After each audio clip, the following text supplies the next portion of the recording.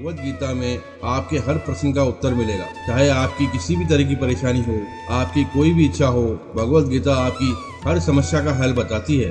फिर चाहे वह परेशानी आपके मन की हो या आपके परिवार के रिश्ते की हो, आपको हर अपनी समस्या का उत्तर भगवत गीता में जरूर मिलेगा। श्री भगवत गीता भगवान श्री कृष्ण की दिव्य वाणी है और इसकी महिमा अपरंपार है।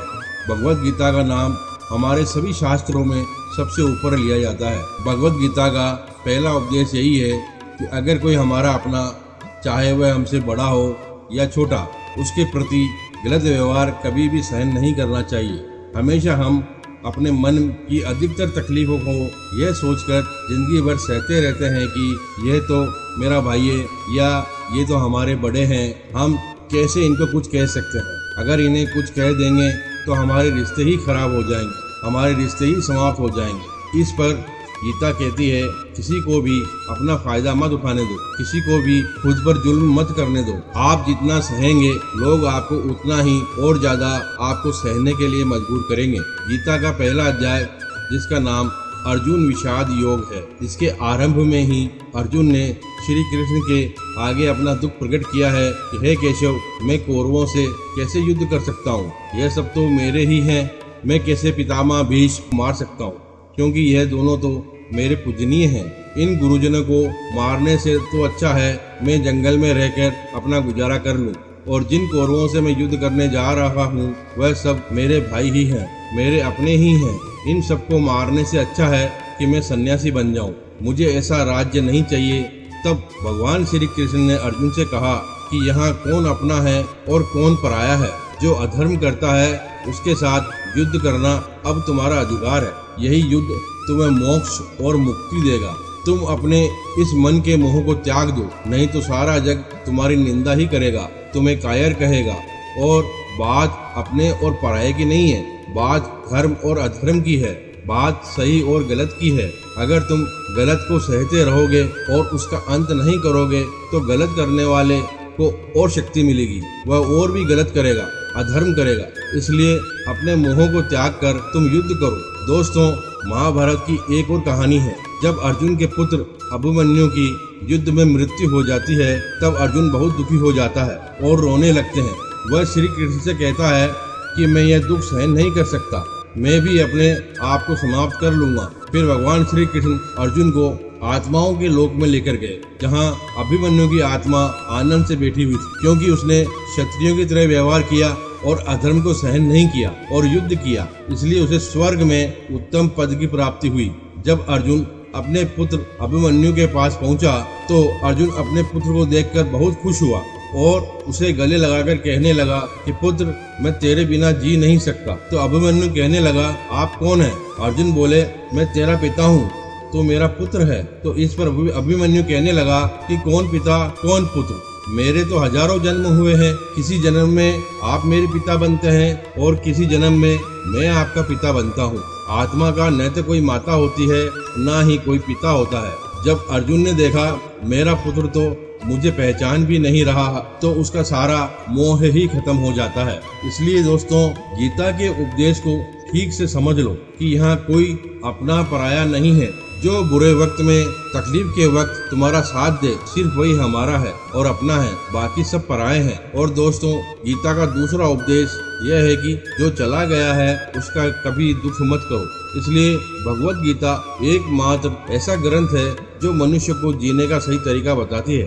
गीता जीवन में धर्म, कर्म और प्रेम का पाठ पढ़ाती है। भगवत गीता का ज्ञान मानव जीवन और मरने के बाद का जीवन दोनों को उपयोगी बताया गया है। इसलिए गीता के विचारों को आप हर रोज जब भी समय मिले जरूर सुनना चाहिए।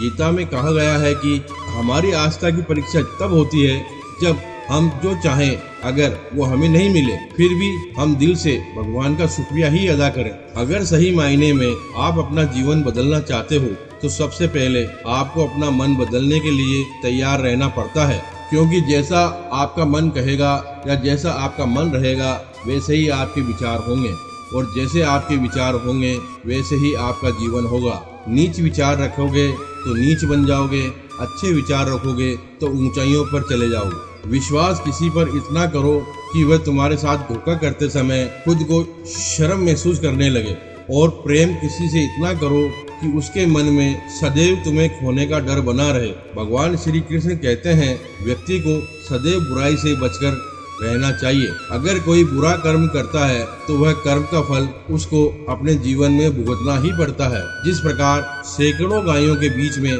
बछड़ा अपनी माँ को खोज लेता है, ठीक उसी प्रकार कर्म का फल आपको हजारों की भीड़ में भी खोज लेगा। भगवान श्री कृष्ण कहते हैं, किसी जीवन को कष्ट देकर आप खुश नहीं रह सकते हो। मृत्यु एक अटल सत्य है जिसे कभी बदला नहीं जा सकता है। जब से ये संसार बना है तब से जन्म मृत्यु का यह चक्र चलता आ रहा है। जिस प्रकार मनुष्य अपने पुराने वस्त्रों को त्याग कर नए वस्त्र धारण करता है, ठीक उसी प्रकार आत्मा पुराने शरीर को त्याग कर नए शरीर को धारण करती है। यही प्रकृति का नियम है। इस सत्य को स्वीकार करके भय मुक्त होकर जीना चाहिए। ज्ञानी व्यक्ति ना तो मरने वाले का शोक करते हैं और ना ही उनकी चिंता करते हैं जो अभी जिंदा है, क्योंकि वह जानते हैं जो मर गया वह फिर से जन्म लेगा और जो जिंदा है वह एक दिन जरूर मरेगा। जिस प्रकार मौसम में बदलाव आता है, ठीक उसी प्रकार मनुष्य के जीवन में भी सुख दुख आता जाता रहता है। कोई भी मनुष्य जन्म से नहीं बल्कि अपने कर्मों से महान बनता है। कुछ पाना है तो खुद पर भरोसा कीजिए, क्योंकि दूसरों के सहारे कितने भी सच्चे और अच्छे हों, साथ छोड़ ही जाते हैं। मित्र गरीब है या अमीर यह मायने नहीं रखता है, बल्कि वह आपके बुरे समय में आपका कितना साथ देता है यही मायने रखता है। खुशी के लिए काम करोगे तो खुशी ही मिलेगी, लेकिन खुश होकर काम करोगे तो खुशी जरूर मिलेगी। जब आप दूसरों के लिए अच्छा चाहते हो तो वह अच्छी चीजें आपके जीवन में वापस आ जाती है। यह प्रकृति का नियम है। हंसता हुआ मन और हंसता हुआ चेहरा यही सच्ची संपत्ति है। मनुष्य हमेशा अपने भाग्य को कोसता है, यह जानते हुए भी कि भाग्य से भी ऊंचे हमारे कर्म हैं। कभी कभी लगता है कि अच्छे कार्य करते रहने से उसका फल अच्छा नहीं मिलता और भगवान सारा दुख हमें ही देता है, लेकिन ऐसा नहीं है।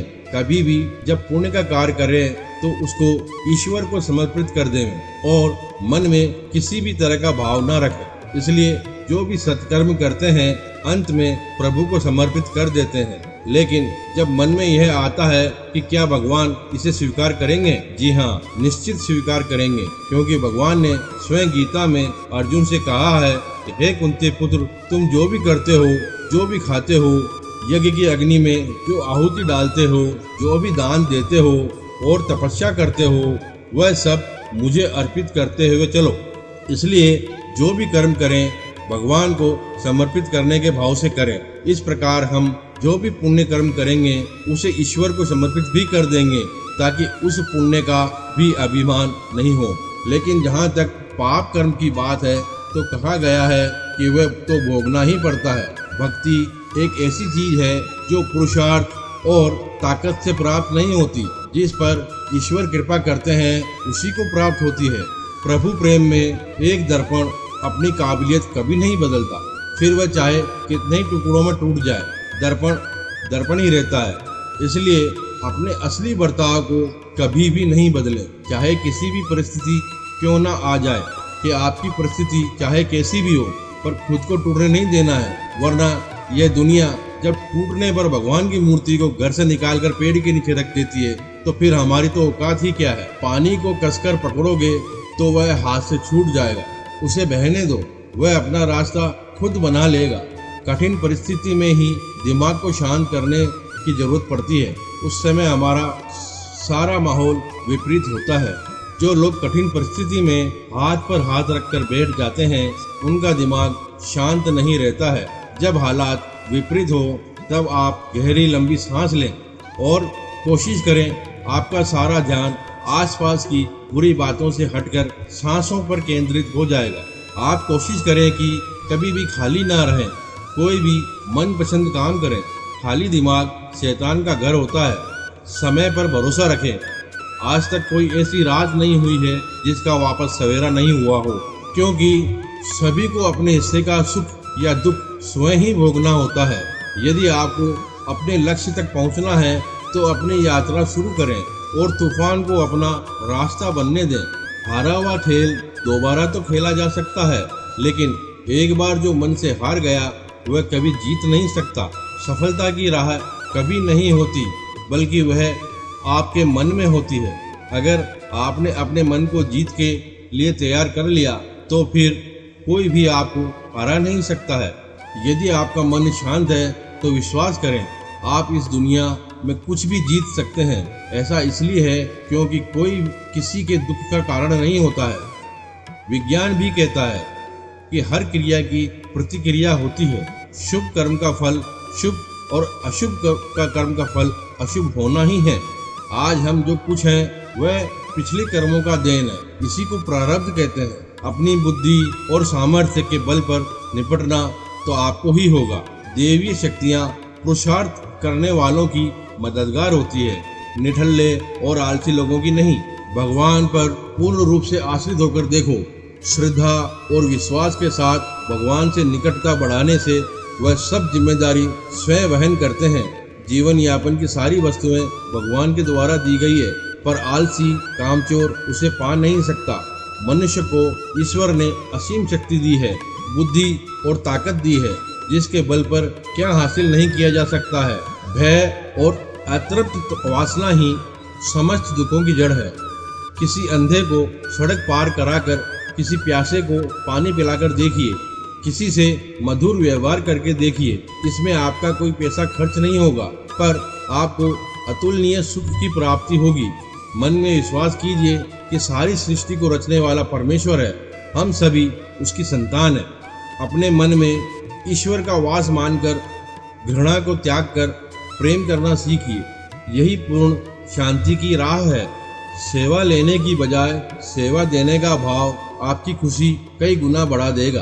प्रेम और मधुर व्यवहार से मनुष्य क्या पशु पक्षी भी अपने बन जाते हैं। परिस्थितियाँ तो आपको हंसाएंगी भी और रुलाएंगी भी। अपने संतुलन को नहीं खोना। हर स्थिति परिस्थिति का सामना करते हुए चलते चले जाओ। भगवान कृष्ण ने गीता में यही उपदेश दिए हैं कि अपने नियमों को दृढ़ बनाइए, अनुशासन को पालन कीजिए। जो भी आप नियम बनाते हैं उसको दृढ़ता से पालन कीजिए और छोटी छोटी बातों में उलझकर समय को व्यर्थ नहीं करना। यह समझिए कि जीवन बहुत मूल्यवान है। जो समय निकल गया वह लौट कर नहीं आ सकता, इसलिए व्यर्थ की बातों में अपना समय और शक्ति ना बर्बाद करें। अपना जीवन का कोई एक लक्ष्य निर्धारित करें, क्योंकि लक्ष्यहीन जीवन का कोई मूल्य नहीं होता। जब आपके सामने कोई लक्ष्य होता है तो व्यक्ति को दिशा भी मिलती है और कुछ करने का उत्साह भी मिलता है। बैर भाव, ईर्ष्या, क्रोध, ये सब ऐसे दुर्गुण हैं जो आपकी प्रकृति में बाधक है। इन सब से हमें दूर रहना है। हमें सही अवगुणों को एक एक करके बाहर निकालना है और सद्गुणों को अपने अंदर भरते जाना है, क्योंकि बुरी आदतें हमारे अंदर किराएदार बनकर आती हैं और फिर मालिक बनकर बैठ जाती हैं, जो दुख और अशांति का कारण बनती है। अपने स्वभाव को और आदतों को लगातार चेक करते रहिए कि कहीं मैं गलत दिशा में तो नहीं जा रहा हूँ। आत्मचिंतन ही एक ऐसा आईना है जो आपको आपकी बुराइयों से अवगत कराता है, क्योंकि किसी के कहने से आप नहीं मानेंगे। स्वयं का निरीक्षण खुद ही करते रहिए। हमेशा अच्छे लोगों की संगत में रहें और दुष्ट, छल, कपटी की संगति से खुद को बचा कर रखें। बुरी संगति हमें अक्सर बुरे परिणाम ही देती है। हमेशा अच्छे लोगों की संगत में रहें और दुष्ट, छल, कपटी की संगति से खुद को बचा कर रखें। बुरी संगति हमें अक्सर बुरे परिणाम ही देती है। कभी भी खुद के स्वार्थ के लिए दूसरों का अहित करने का न सोचें।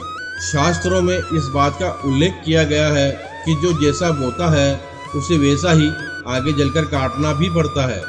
मनुष्य के द्वारा किए जाने वाले सभी कर्म उसके विचारों से निर्मित होते हैं। हमारी सकारात्मक या नकारात्मक सोच ही विचारों को जन्म देती है और वही विचार कर्म बनते हैं। इस तरह सोच सकारात्मक होने पर ही अच्छे कर्मों का निर्माण हो सकता है। संसार में सबसे बड़ा पाप क्या है? संसार में सबसे बड़ा पाप स्त्री का अपमान करना बताया गया है, क्योंकि स्त्री को जन्मदाता का दर्जा दिया गया है और यदि स्त्री का अपमान किया जाएगा तो वह व्यक्ति सबसे बड़े पाप का भोगी माना जाता है। श्रीमद् भगवत गीता में द्रौपदी का अपमान ही महाभारत जैसे बड़े युद्ध का कारण बना था। कर्म धर्म का मूल अंश है। कर्म के अभाव में धर्म संभव नहीं है। धर्म के नियम के अनुसार सकाम व पुण्य कर्म करने चाहिए जिससे सुख और खुशी की प्राप्ति होती है। मनुष्य का सबसे बड़ा कर्म क्या है? दान। दान ही सबसे बड़ा कर्म है। आसक्ति से रहित होकर ईश्वर के लिए कर्म करना वास्तविक रूप में कर्म योग है। और जो व्यक्ति अपने गुजरे हुए कल या आने वाले कल में जीता है, उसके विषय में ही सोचता रहता है, वह जिंदगी में कभी खुश नहीं रह सकता। देखा जाए तो बीते हुए कल और आने वाला कल का कोई अस्तित्व ही नहीं है। वह केवल आपकी सोच में विद्यमान है। अपने मन को सदा ऐसे रखो कि आप अपने आज के आनंद में खो सको, अपने आज के आनंद में जी सको, अपने प्रत्येक पल की मौज ले सको। हमारे रिश्ते हमें दुख नहीं देते हैं, पर उनके प्रति हमारा मोह हमें दुख देता है। आज से ही अपना मोह छोड़कर प्रेम करें। मोह अपेक्षाओं से जुड़ा है, जबकि प्रेम केवल देना जानता है। मोह एक या दो के लिए होता है जिन्हें हम अपना मानते हैं, लेकिन प्रेम सबके लिए होता है। मोह से कमजोरी पैदा होती है, इसके विपरीत प्रेम से ताकत महसूस होती है। भगवत गीता हमें सिखाती है कि हमें सदैव अच्छे कर्म करते रहना चाहिए। परमात्मा की प्रकृति में इंसाफ अवश्य होता है। आपके द्वारा दिए गए अच्छे कर्म आपको मुश्किल वक्त में परेशानी से बचाते हैं। इसी तरह आपके द्वारा किए गए गलत कर्म की सजा भी आपको जरूर मिलती है। सदा विश्वास रखें कि जो चीज़ हमारी है वह कहीं ना कहीं से हमारे पास अवश्य पहुंच जाएगी। भगवत गीता हमें सिखाती है कि जो कुछ भी होता है अच्छे के लिए होता है। जो हो रहा है उसमें कोई न कोई भलाई अवश्य है, और जो होगा उसमें दृढ़ विश्वास रखें कि अच्छा ही होगा। हद से ज़्यादा आराम आपको आलसी बना सकता है, और हद से ज़्यादा खाना खाना आपको बीमार कर सकता है। बहुत ज़्यादा भूखा रहना भी खराब है। पूरी नींद, पूरा विश्राम और पूरा भोजन हर व्यक्ति के लिए जरूरी है। जीवन को सदा संतुलन के साथ जीना चाहिए। श्रीमद् भगवत गीता से मिलने वाली इन सीखों का मनन चिंतन करेंगे, इसके महत्व को समझेंगे, वह व्यक्ति जिंदगी की हर परिस्थिति को स्थिरता के साथ पार कर जाएगा। जीवन में आने वाले मुश्किल समय में भी उसे कोई सहारा अवश्य मिलेगा। जब समय विपरीत हो तब शांत रहना ही सही होता है। इसके अलावा किसी से भी कोई उम्मीद ना रखें। जब किसी से कोई उम्मीद करते हैं और वह पूरी नहीं होती है तब दुख होता है। अपने धर्म के अनुसार अपने प्रभु में मन लगाएं, प्रभु में विश्वास रखें। जो कुछ प्राप्त है उसी में खुश रहना सीखें। अपनी सेहत का ध्यान रखें, और आप जितना प्रकृति के नज़दीक होंगे उतना ही आप खुद में शांति की अनुभूति करेंगे। आप किसी नदी के किनारे या किसी पर्वत पर भी जा सकते हैं। आप ध्यान द्वारा भी शांति प्राप्त कर सकते हैं। मन का बेचैन रहना ये तो मन का स्वभाव है।